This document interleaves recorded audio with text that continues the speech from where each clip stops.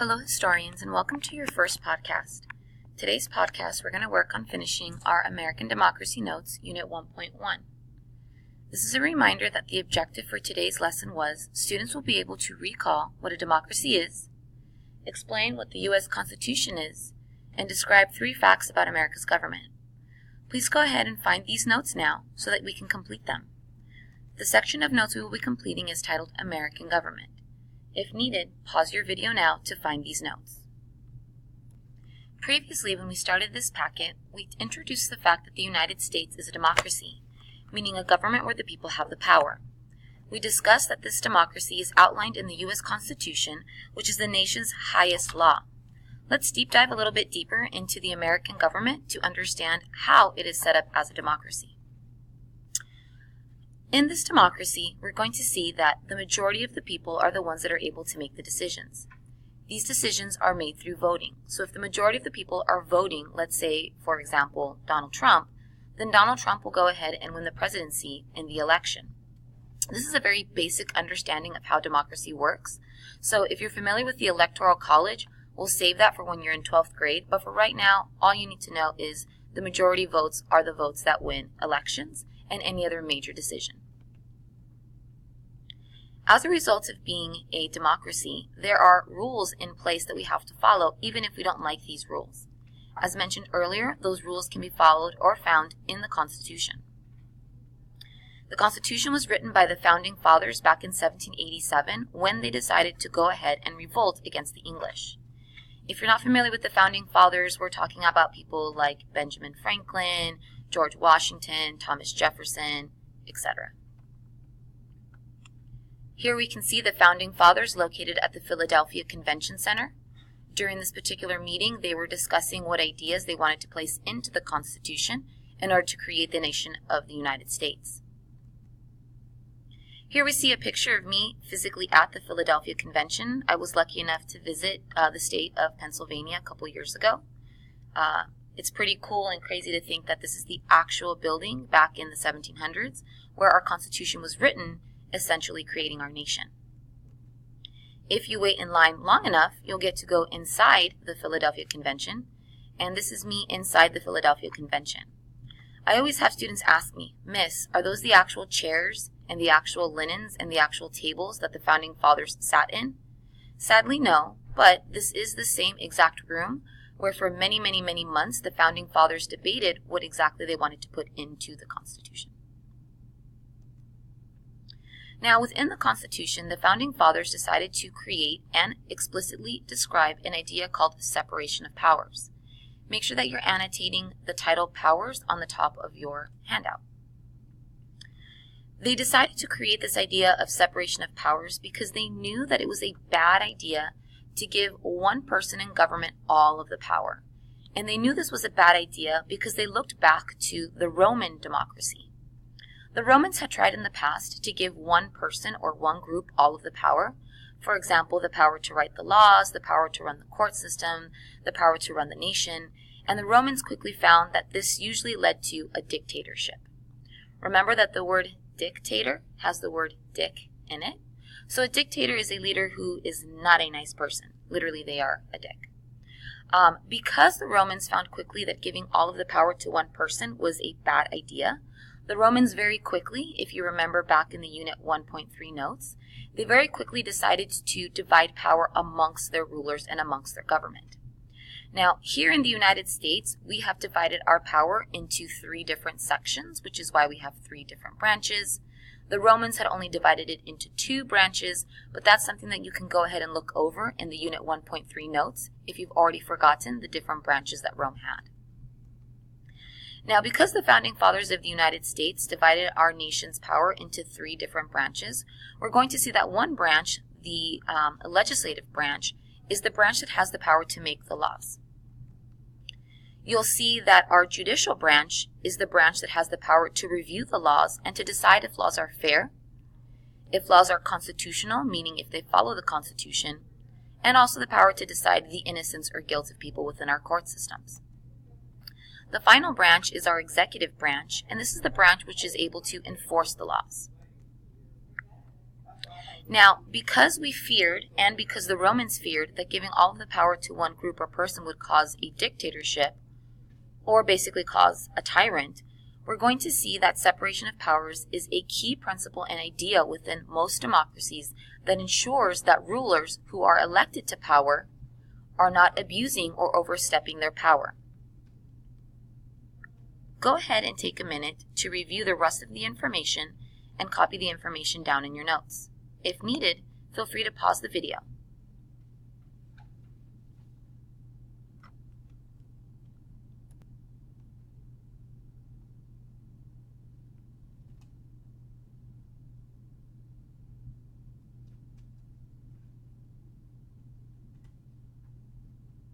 All right, let's go ahead and move on to the next slide. Now, aside from putting the idea of separation of powers into our Constitution and therefore creating it one of the systems within our democracy that ensure leaders don't abuse power, the Founding Fathers also decided to put the idea of checks and balances. Now, checks and balances is another perfect example of a democratic principle that the United States has borrowed from the Romans. If you remember back in the Unit 1.3 notes, the Romans also utilized a checks and balance system. Checks and balances pretty much means that all of the branches within a democracy pretty much are going to kind of act like Big Brother and check each other if one of the branches are getting out of line. This check system ensures that if for one reason a branch decides to get out of line and decides to abuse power or decides to become a tyrant or dictator, then there are two other branches, two other groups within the American government that can stop that abuse of power. Now, because we have a checks and balance system within the United States, this also means that not only can the branches check each other, but the branches also have to cooperate. For example, even though the legislative branch has the ability to write the laws, that doesn't mean that the law is actually going to stay a law. Because if the law is found unfair, the judicial branch can come in and basically state the law is unconstitutional and therefore the law does not pass. At the same time, if the legislative branch writes a law, the executive branch can go ahead and dispute that law, stating that they will not enforce that law, and they can reach out to the judicial system and have the judicial system check and see if the law is unconstitutional. Another example of how the branches can check each other would be if we take a look at the executive branch. The executive branch has the power to choose the justices, meaning the judges, in the Supreme Court. So the judicial branch is not able to choose their own judges. Those judges are chosen by the executive branch.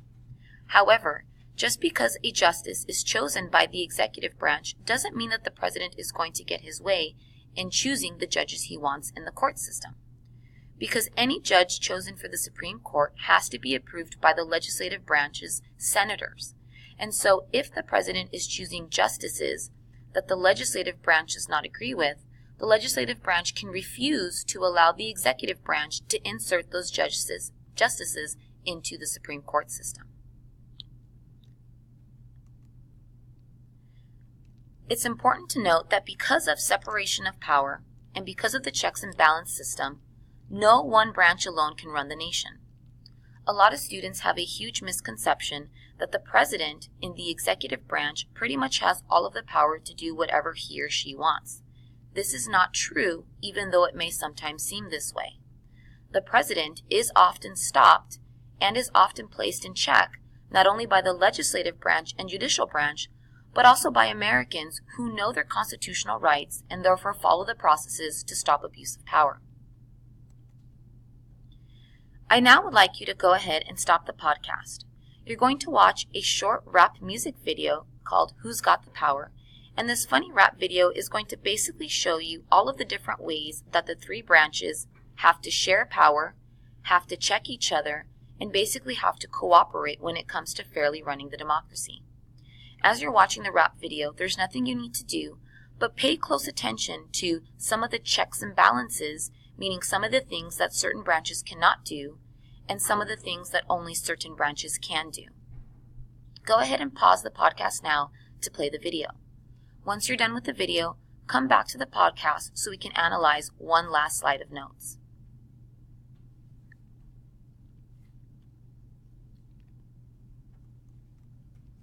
Now that you've finished watching that wrap video, go ahead and take a look at this chart. This chart does a great job of showing the different powers that are separated, meaning the different powers that each branch is only allowed to have, and also does a good job of showing the checks and balance system, meaning how all of the branches can basically stop the other branches from abusing power. Let's take a look at how to read this chart. Here we can see the executive branch. Here in the executive branch, we can see the checks, meaning the things that the executive branch can stop the legislative branch from doing. If you read these bullet points here, you'll see that the executive branch can basically stop the legislative branch from doing these items. If we take a look down here, the legislative branch, which writes the laws, they are able to stop the judicial branch, the court systems, from doing these certain items. Finally, the judicial branch, they are able to stop the executive branch from doing these items. Go ahead and pause the podcast now to read through this chart to see what exactly are the checks and balances that each of the branches have against each other. Analyzing this chart is going to be essential in not only being able to fulfill the Dear Diary Section 1, but it's also going to be essential in upcoming formative assessments. If checks and balances and separation of powers is still confusing after today's podcast, please be sure to send me an email as soon as possible so that I can help you over the weekend. Once you're done with this entire podcast lesson, you will now be able to go through and fully understand the question Unit 1.1 on the first section of your Dear Diary. Have a great weekend.